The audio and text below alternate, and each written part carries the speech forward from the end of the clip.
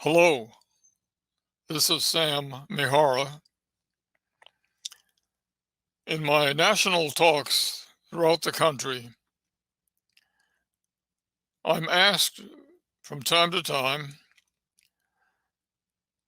how do I compare my experience being in a World War II prison camp to the camps of today for immigrant families? And it's really a good question because I wanted to learn a lot more about today's prisons. So what I did, like I do on many of the new projects I work, I want to get the truth. I want to find out really what's going on. So I went and visited many of these prisons in this country for immigrant families. And I found out some very interesting and startling results. I'm going to talk about that today. So let's begin. I call the talk a comparison of World War II camps versus today's camps for immigrant families. This is my family. A photo was taken around 1941, just prior to Pearl Harbor. And that's me in the foreground with the folded arms. I call it a defiant brat. My brother next to me, my father behind me, my mother standing to the right. Grandpa and Grandma Mihara are seated. My parents and grandparents were the immigrants. They came from Western Japan looking for a better life. And my father was very well educated in Japan. I went to Waseda University where he majored in English. And so he came to the country in San Francisco and got a job working for a bilingual newspaper. And his job was in the English section, writing articles of interest to people who are readers of that newspaper.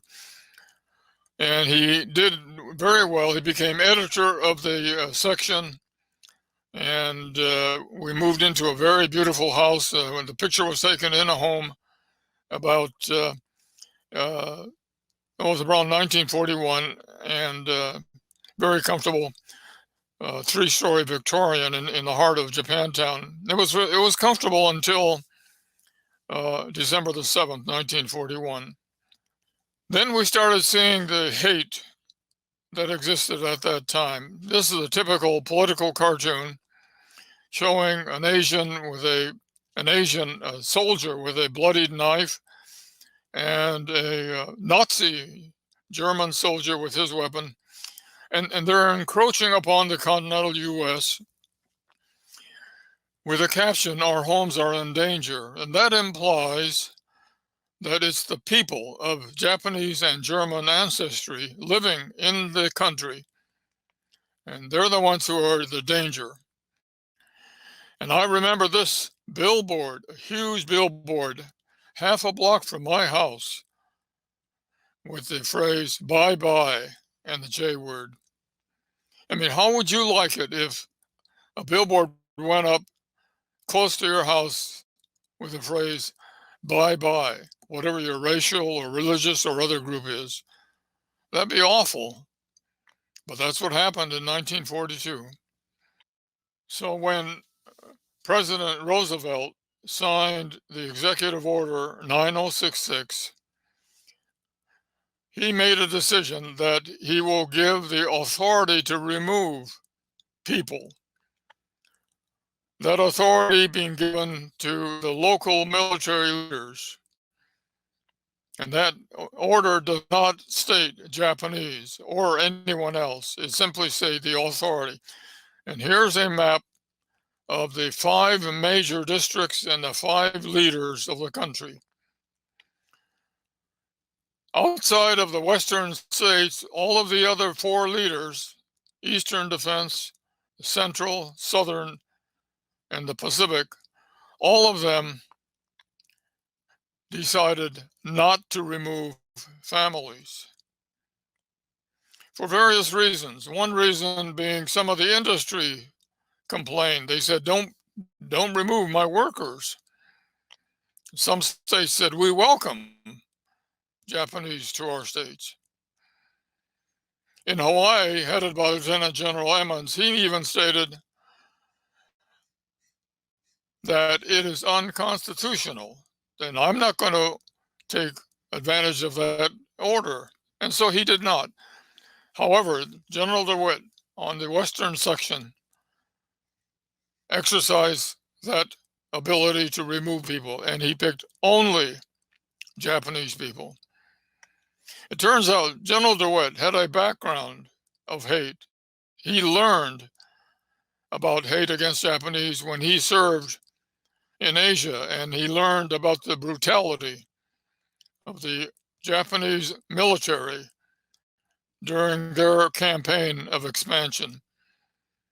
So he came to this job knowing of his hate against a single race, and that's why he wrote authorized the removal of the Japanese. So we all got ready to go. This is a family in Northern California getting ready to go to the camps. You notice the kids are wearing dog tags. I remember my tag had my name, had my prisoner number. And all of us still have records in Washington of every piece of paper that was generated while we were in the camp. So after a temporary 3-month stay at a assembly center, in my case, I was at a place called Pomona, we boarded trains to go to our permanent camps, in which case our train went to Wyoming, northern Wyoming. And I remember the train had been running for 3 days and 3 nights, sitting on hard benches, eating cold sandwiches until we got to our destination. They never told us where we were going until we finally got off and I set foot at Heart Mountain. So here's a map of all the camps. Heart Mountain is the one in the middle in Wyoming. It's the only one in Wyoming. And it was selected because of characteristics that were needed. It had water, lots of water from Yellowstone. It had a railroad, which people needed in order to get there quickly. And the property was owned by the government, so it made for its use as a camp very quick. So here's a picture of the Heart Mountain. It is named after the mountain, shaped somewhat like a heart. And the government decided to build the camp. There was a large space in the foreground that was able to handle all of the barracks needed and all of the other facilities needed to support this camp.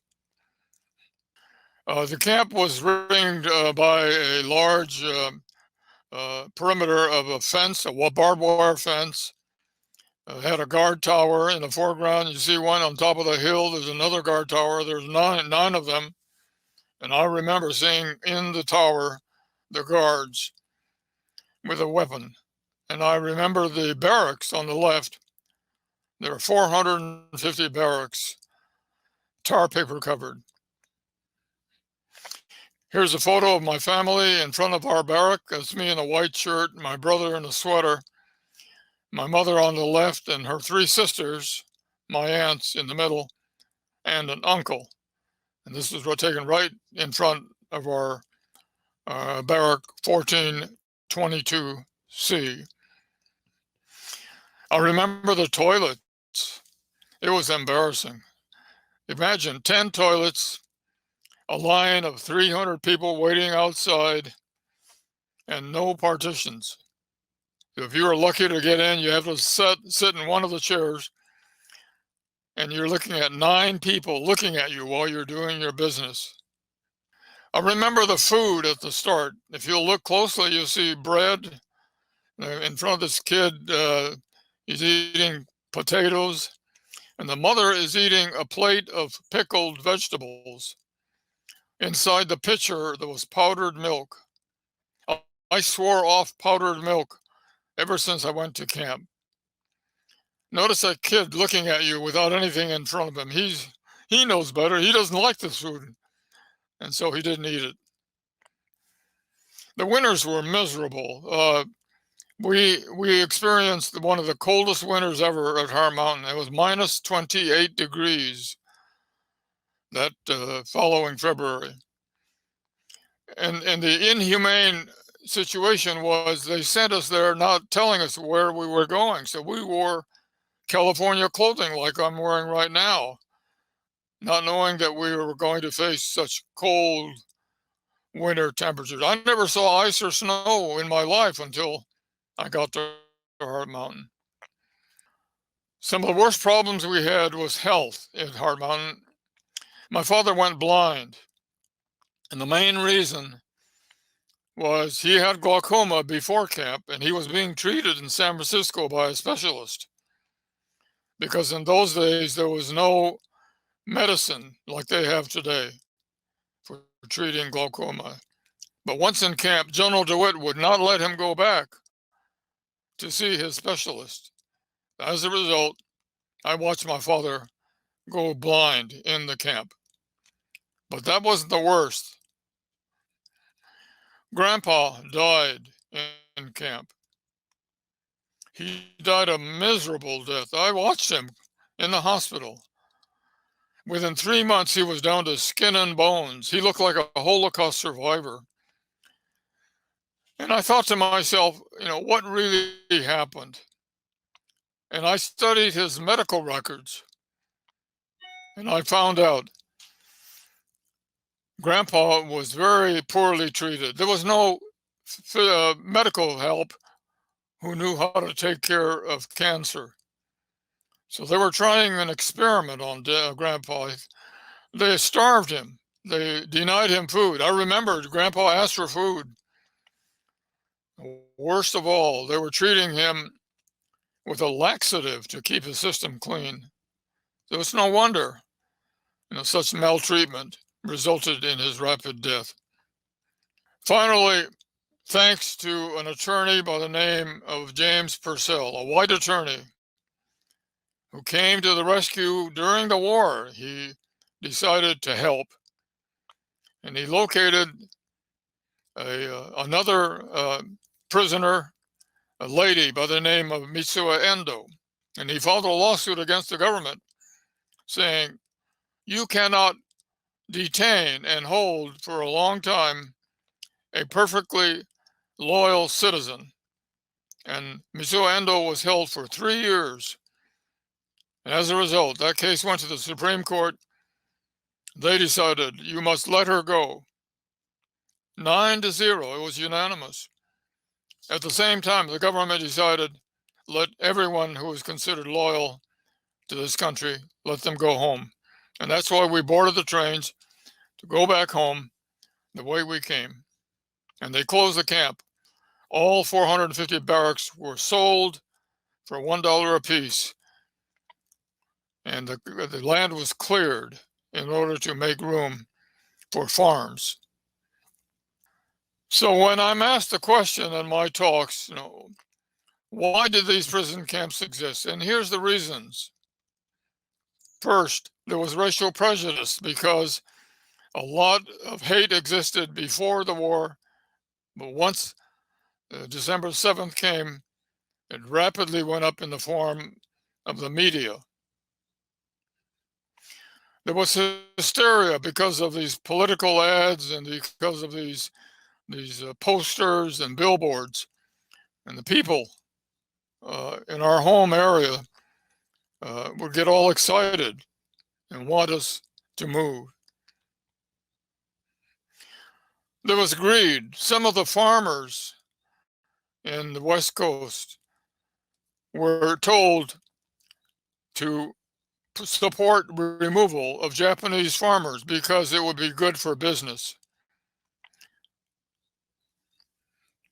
And most important, some of the leaders at that time failed to honor the Constitution. So when you have this combination of all four, you find there's a likelihood that another group, another race, another religious group, whatever, will be subject to the same injustice. So I conclude, never again to anyone. It could happen to your friends, it could happen to your relatives, it could happen to your family. Never should it happen again. So the question is raised from time to time, can it happen again? For example, there was a ban on Muslims traveling to this country. Clearly a case of injustice. Proposed incarceration of the gay lesbian community was proposed by several church leaders. But most important, there was incarceration of today's undocumented immigrants. That has mass incarceration of immigrant families. So these are cases where mass injustice can happen again. So I went and did a research on what's going on in today's detention facilities. And like I do on many of the projects, I like to get firsthand information to back up what I've learned through reading. And I went to several of today's prisons. On this map, you'll see the locations where they hold today many of the approximately 100,000 immigrants that are here. I went to 3 in California. I went to 1 in Arizona. I went to 2 in Texas. I went to 1 in Florida for children. I went to 1 in Pennsylvania for mothers with children. And I learned quite a bit by interviewing several of the immigrants and also talking to the attorneys who are trying to help them to achieve asylum. What the government has done is to take the immigrants as they arrive at the border. And by the way, they do arrive legally. Any immigrant can come into a border station and ask for asylum. And that's a right that we give to any refugee.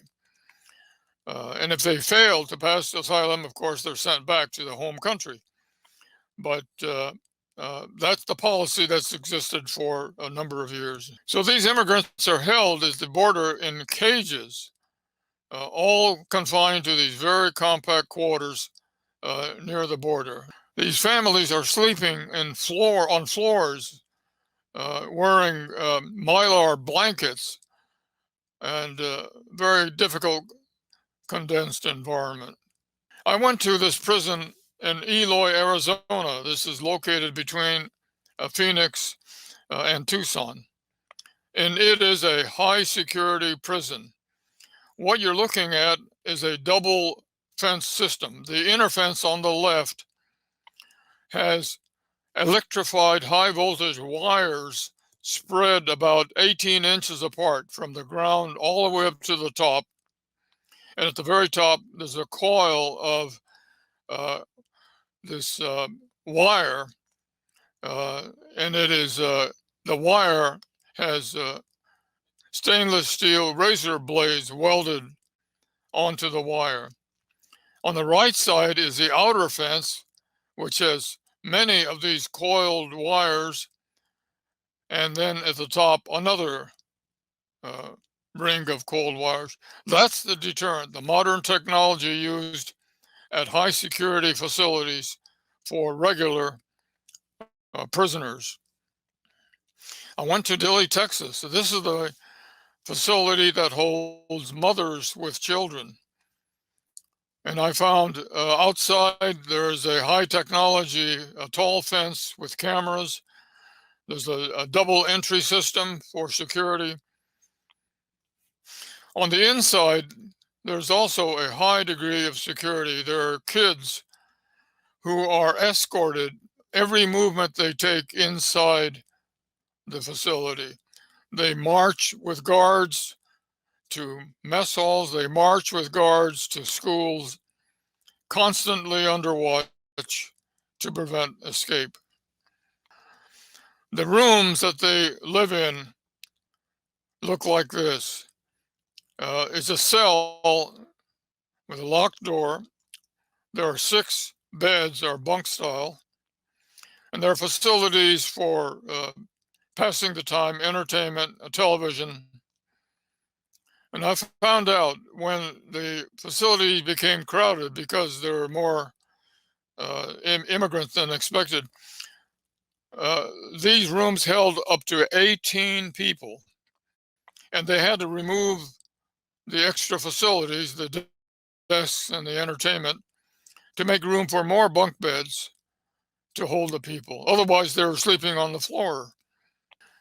The worst case are those that are children only, or children that are separated from their adult guardians, and they're placed into a separate camp.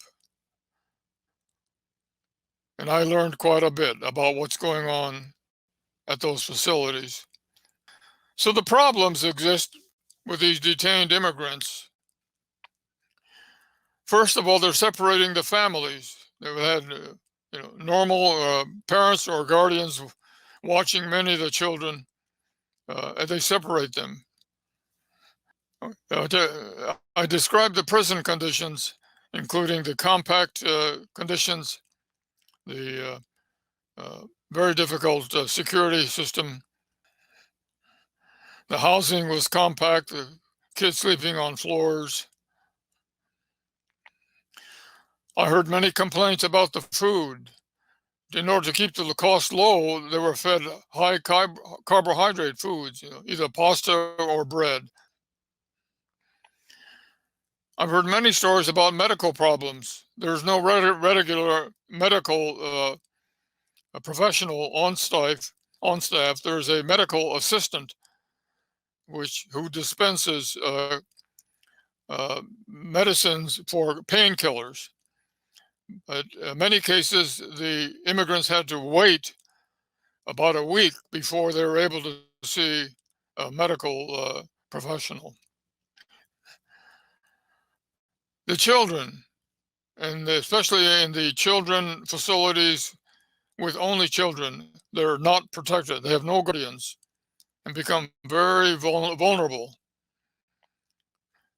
Next. There's human trafficking. I've learned that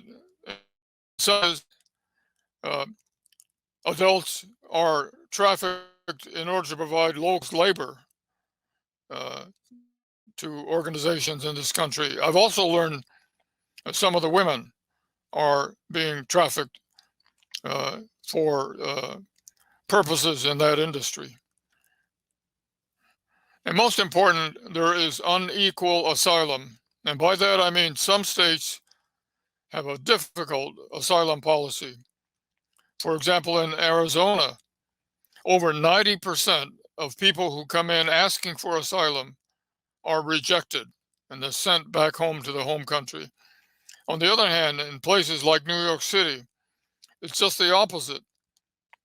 90% or more of those seeking asylum are granted, and therefore they are allowed to stay. So in a comparison summary, here are the main points. In World War II, we were denied the most basic civil rights. We were denied liberty, and we were denied justice, equal justice. That was the basis for our complaint. But today's immigrant camps, they're denied basic human rights. These are most fundamental humanitarian objectives that everyone has. There's an approach to the solution. There's a way to find a better solution. In the near term, there's one thing that they can do, and that is to stop separating the families. There's no need to separate existing families or separate a guardian from a young person. There's a need to quickly assign children, and they need to close the prisons for children.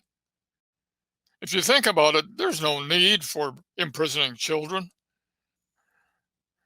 And more important is a need for a long-term solution.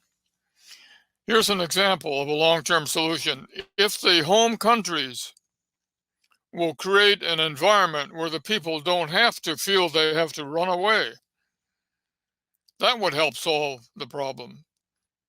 Unfortunately, the current administration, with the Vice President Kamala Harris visiting Central America, that's a start to that long-term solution, to try to find ways where the people don't feel they have to run away. And then therefore you don't need border fences. You don't need to build more camps. You don't need a high security system at the border. It'll be good for everyone in the long run if the people feel more comfortable by not having to run away. So these are some suggestions on ways to solve the problem that I think applies from the lessons that we learned during our stay in the United States in the World War II camps. Well, thank you very much. I appreciate the opportunity to give you some information about my recent work. Appreciate it. If any of you are interested, please contact either me or others on the program, and I'd be happy to help you out, provide more information, provide some information about the program and the work that I'm doing. Thank you. Thank you very much.